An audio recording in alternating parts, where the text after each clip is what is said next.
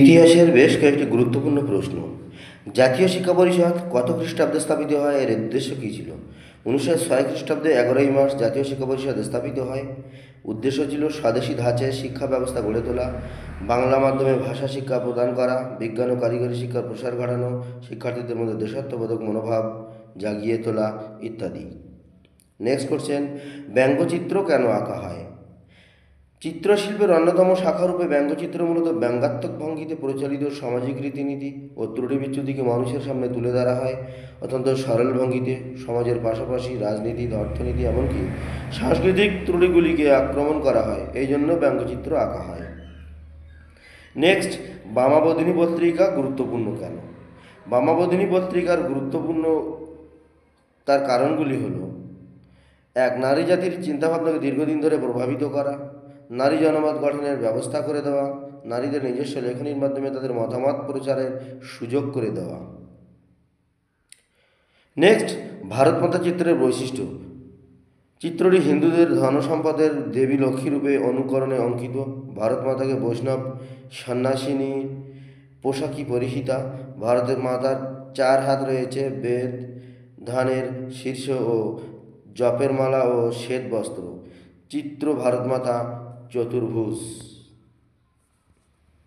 Next question, হাজী শরীয়তুল্লাহ কে ছিলেন?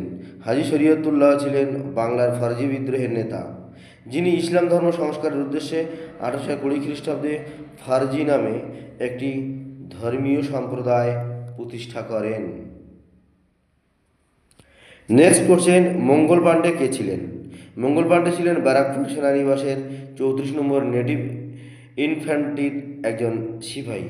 তিনি 1857 খ্রিস্টাব্দে 29 মার্চ বিদ্রোহ ঘোষণা করেন। এর ফলে সরকার গ্রেপ্তার করে, বিচারে তার ফাঁসি হয়। মহেন্দ্রলাল সরকার কে ছিলেন? ডক্টর মহেন্দ্রলাল সরকার ছিলেন একজন খ্যাতনামা চিকিৎসক। তিনি 1874 খ্রিস্টাব্দে কলকাতার বউবাজার স্ট্রিটে Indian association for the cultivation of science প্রতিষ্ঠা করেন। গগনেন্দ্রনাথ ঠাকুরের আঁকা কয়েকটি ব্যঙ্গচিত্রের নাম। গগনেন্দ্রনাথ ঠাকুরের আঁকা কয়েকটি ব্যঙ্গচিত্রের নাম হলো খল ব্রাহ্মণ, জাতাসুর, পরভূতের কাকুলি, বিদ্যার কারখানা, বাঘযন্ত্র ইত্যাদি।